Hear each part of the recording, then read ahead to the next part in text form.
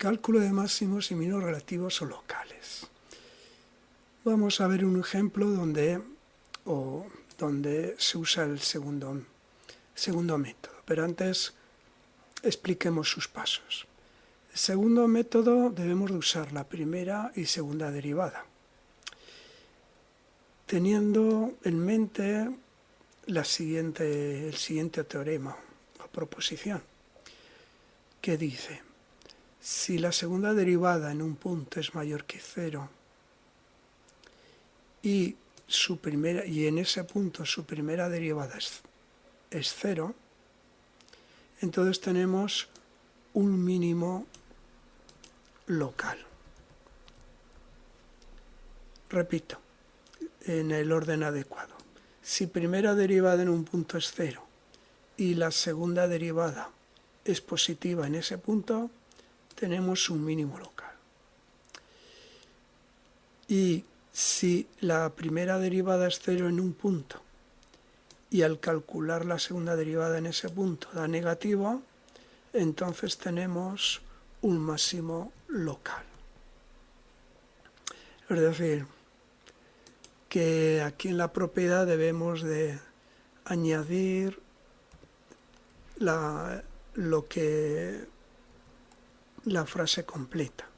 Primero, la primera derivada debe ser 0 y la segunda derivada en ese punto positiva. Entonces, mínimo local. Lo subrayamos. Y si la primera derivada en punto, el valor es 0, y al sustituirlo en la segunda derivada da negativo, entonces tenemos un máximo local. Vamos a ver un ejemplo. Calcula máximos y mínimos relativos o locales de la función f de x.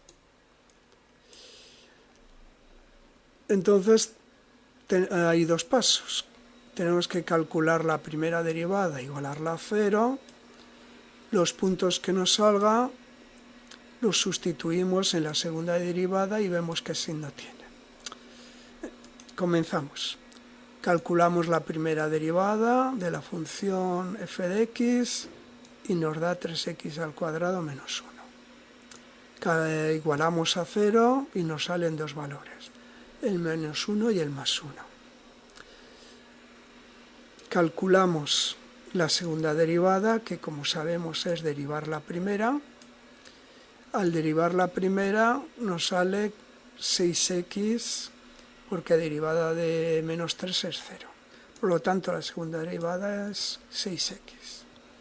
Ahora sustituimos el menos 1 y el más 1, que hacen que la primera derivada sea 0, en la segunda derivada. El valor de la segunda derivada en menos 1 da negativo. Y el valor de la segunda derivada en 1 da positivo, da 1. Conclusión.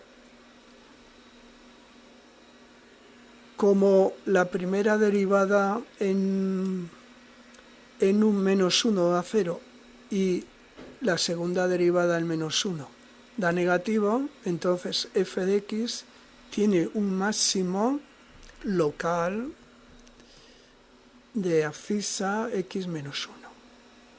O si queréis podéis abreviar un máximo local en x menos 1. Asimismo, como vamos a añadir la frase completa, la primera derivada en 1 da 0